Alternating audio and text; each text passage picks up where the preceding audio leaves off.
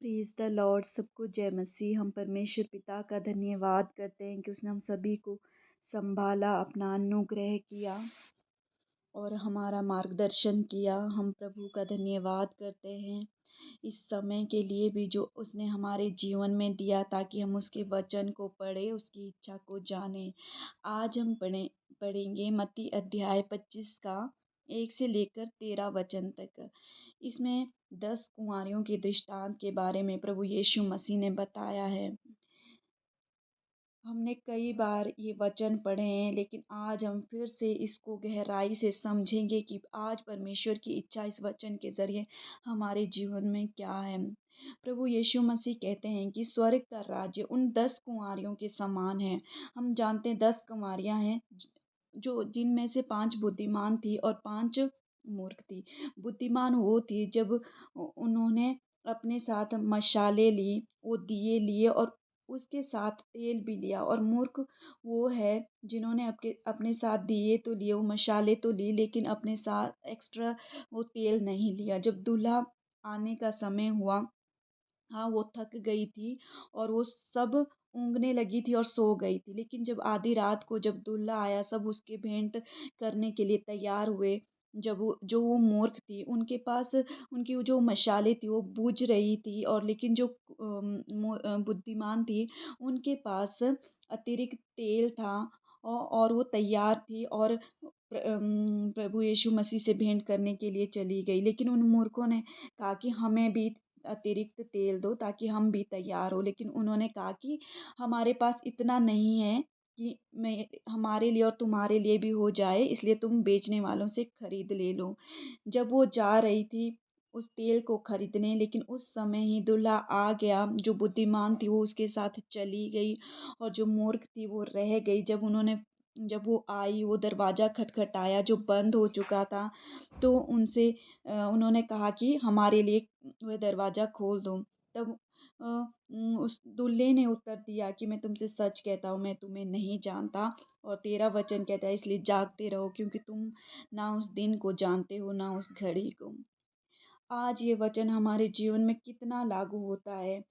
देखो, आज ये परमेश्वर का वचन कहता है कि वो 5 बुद्धिमान और 5 मूर्ख थी। आज भी इस संसार में आधे लोग ऐसे हैं जो सिर्फ़ मसीह होने का दिखावा करते हैं, जो एक बाहरी रूप से तैयार है, लेकिन उनका आत्मिक जीवन उस तरीके का नहीं है कि जब यीशु मसीह आए, वो उसके जाने के लिए तैयार हो।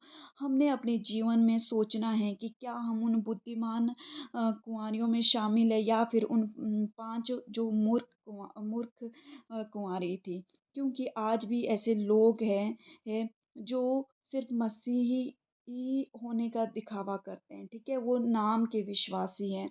वो विश्वास करते हैं कि हाँ, यीशु मसीह हमारे लिए आया, उस क्रूस पर चढ़ाया गया, तीसरे दिन जी उठे, लेकिन आत्मिक जीवन, पवित्र आत्मा हमारे जीवन में नहीं है। आत्मिक तेल का मतलब है, क्या हमारा जो आत्मिक जीवन है, वो परमेश्वर के साथ इतना है? क्या हम रोज़ प्रार्थनाएँ करते हैं? क्या हम वचन पढ़ते हैं? क्या हम उसके लिए तैयार हैं कि हाँ, कि हम इस संसार की बातों में उलझे पड़े हैं? हमने वो 5 बुद्धिमान कुँवारियाँ बनना है, वो बुद्धिमान और समझदार बनना है।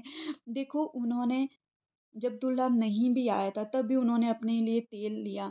जब हमारे जीवन में सब कुछ सही है, हम हमारे जीवन में शांति है, सब कुछ सही है, तब भी हम एक आत्मिक जीवन में बढ़ने के लिए तैयारी करते हैं। तैयारी का मतलब है, हम प्रार्थनाएँ करते हैं, वचन पढ़ते हैं, क्योंकि परीक्षाएँ यहाँ लिखा गया है कि वो सब ऊँघने लगी और सोने लगी। ऐसा नहीं है सिर्फ़ कि 5 जो मूर्ख थी वही सो गई, नहीं, हम अपने जीवन में कई बार परीक्षाएँ हर एक के जीवन में आती हैं।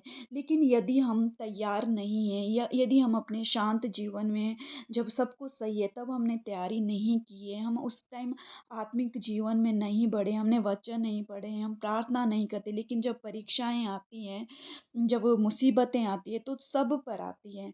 लेकिन जो आत्मिक जीवन में पहले से तैयार रहते, जो प्रार्थनाएँ करते, जो वचन पढ़ते, परमेश्वर उस समय वो परमेश्वर की सामर्थ पवित्र आत्मा की सामर्थ उन लोगों के जीवन में कार्य करती है। वो दृढ़ता आती है, वो परीक्षाओं में सफल होते हैं। लेकिन ऐसे लोग भी होते हैं जो परीक्षाएँ आए, जब उन्होंने वचन नहीं पढ़ा, जब उन्होंने प्रार्थनाएँ की, तो उस समय वो अपने जीवन में उन परीक्षाओं में फँस जाते, संसार की तरफ चले जाते हैं। तैयारी हम जानते हैं कि जिस समय दूल्हा आने से पहले ही होती है, मतलब प्रभु यीशु मसीह के जब फिर से हमें लेने आएगा, उस समय हम तैयारी नहीं करेंगे कि जब यीशु मसीह आएगा हम तब तैयारी करेंगे, नहीं। हमने आत्मिक जीवन में अभी से तैयार होना है। क्या हम वचन पढ़ते हैं? क्या हम प्रार्थनाएँ करते हैं? हमने अपने जीवन को देखना है कि हम क्या है, बाहरी रूप से ही तो कहीं तैयार नहीं हैं। चाहे हम रोज़ चर्च जाते हैं, संगति करते हैं, क्या हम बाकी के समय में भी वचन को पढ़ते हैं, प्रार्थनाएँ करते हैं? क्या हम इस संसार में ही फंसे हुए हैं? हमने अपने जीवन को देखना है। उस समय हमें दूसरा मौका नहीं मिलेगा, जिस प्रकार उस समय उन्हें उत्तर मिला कि मैं नहीं जानता, मैं तुम्हें नहीं जानता। ठीक है? आज क्योंकि पश्चाताप का मौका उस समय नहीं दिया जाएगा, पश्चाताप का मौका अभी है। और इसमें वचन में ये भी लिखा है कि उन्होंने क्या, जो मूर्ख थी, उन्होंने उन समझदार कुँवारियों से वो तेल माँगा। लेकिन उन्होंने कहा कि हमारे लिए, ये दोनों के लिए काफ़ी नहीं होगा। ये ऐसा, इसका मतलब है कि उस समय हम किसी से, जो आत्मिकता है, उधार नहीं ले सकते, उधार नहीं ले सकते। मतलब कि हम पास्टर के ज़रिए परमेश्वर के राज्य में नहीं जाएँगे, किसी अपने माता-पिता के ज़रिए नहीं, नहीं। हर एक का अपना आत्मिक जीवन है। हर एक को आत्मिक जीवन में खुद बढ़ना है, खुद प्रार्थनाएँ करनी है, वचन पढ़ने हैं।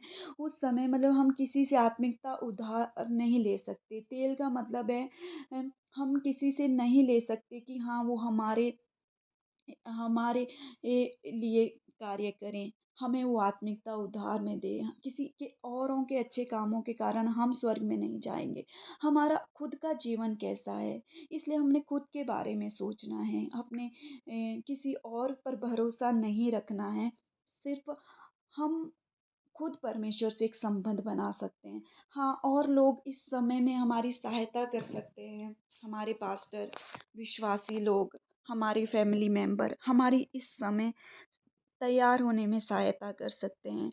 लेकिन जब समय आएगा तब हम किसी से माँग नहीं सकते कि वो अपनी आत्मिकता हमारे लिए दे। इसलिए हमें खुद तैयार होना है। ये वचन ज़रूर हमने अपने जीवन में सोचना है कि क्या हम तैयार हैं। और मैं हमेशा यही कहती हूँ कि तैयारी उस समय नहीं होगी। और आज भी हम ये नहीं सोच सकते कि जब सब कुछ सही हो जाएगा, ठीक है? जब बच्चे बड़े हो जाएँगे, जब हमारे काम निपट जाएँगे, जब हम रिटायरमेंट के बाद जब जॉब छोड़कर तब हम क्या करेंगे, एक आत्मिक जीवन के लिए तैयारी करेंगे। बहुत सारी बातें जब हमारे जीवन में ऐसा होगा तब हम तैयारी करेंगे। अभी बहुत काम है, अभी बहुत सारी बातें हैं। हर एक के जीवन में यही बातें होती हैं, या अभी हम यंग हैं, अभी हम नहीं करेंगे। हम नहीं जानते कि यीशु मसीह कब आएगा, हमें हर समय तैयार रहना है। और ये भी है, और हम ये भी नहीं जानते कि परीक्षाएँ कब आएगी। और परीक्षा में जो सफल होता है वो, उसके लिए भी एक आत्मिक तैयारी पहले से ही होती है। जो स्ट्रॉन्ग होते हैं, उन्हें उस परीक्षा में वो सामर्थ होती है, उनका आत्मिक जीवन स्ट्रॉन्ग होता है। ऐसा नहीं है जब परीक्षा आती है बस आप उस समय प्रार्थना करो और आप उससे निकल पाएँगे, नहीं। दुष्ट बहुत ताकतवर होता है। हम उसकी बातों में फँस जाते। इसीलिए तो हमें प्रभु यीशु मसीह एकात्मिक जीवन के हथियार पहले से ही तैयार रखने हैं, उसका सामना करना है। और सामना वही लोग कर पाते हैं जो पहले से तैयार होते हैं। क्या आज हम तैयारी कर रहे हैं? क्या हम वेट कर रहे हैं उस समय का? क्या हम अभी भी सो रहे हैं? हमारा पर्सनल जीवन, व्यक्तिगत जीवन परमेश्वर के साथ है, हमने हमने अपने जीवन में जानना है। और हम ये बात याद रखें कि हम नहीं जानते कि यीशु मसीह अभी आएगा, कल आएगा, कभी भी आ सकता है, ठीक है? या हमारे जीवन का कुछ पता नहीं है कि हमारे जीवन में कब क्या हो जाए। क्या हम उस समय के लिए तैयार हैं? इसलिए एक बार फिर से परमेश्वर ने हम सभी को ये वचन दिया है अपने जीवन के बारे में सोचने का कि हमारा आत्मिक जीवन कैसा है, और हम जानें और पवित्र आत्मा से सहायता करें कि हम उसमें बढ़ें। हम वो अतिरिक्त तेल भी लें, उस तैयारी भी करें। आइए हम सभी प्रार्थना करें। धन्यवाद मेरे महान परमेश्वर, इस समय में जिन लोगों ने भी इस वचन को सुना है उनके जीवन में आप कार्य करें। होने दे प्रभु रियलाइजेशन उनके हृदय में, हम सभी के हृदय में। यदि हम तैयारी नहीं कर रहे हैं तो पवित्र आत्मा हमारी मदद करें वो आत्मिक जीवन में तैयार होने में, प्रार्थना करने में, वचन में को पढ़ने में, उस परीक्षा से पहले अपने आप को तैयार करने में, ताकि हम वो बुद्धिमान, वो समझदार कुंवारियाँ बने जो आपके लिए तैयार है, ताकि आप कभी भी आए हम आपके साथ जा सके। हम इस संसार में अपने संसार के कामों में अपने आप को ना फंसाए, या सिर्फ हम इंतज़ार करते ही ना रहें, बल्कि एक तैयारी करते रहें। प्रभु यीशु मसीह जिसने भी सुना है हर एक के जीवन में आशीष दे, और पवित्र आत्मा सहायता करिए, वचन बार बार हमें याद आए, और प्रभु यीशु मसीह आप में बढ़ने में हमारी सहायता करें। सारी आदर महिमा आपको देते हुए, सभी लोगों को आपके हाथों में देते हुए, इस प्रार्थना को प्रभु यीशु के नाम से मांगते हैं। आमीन।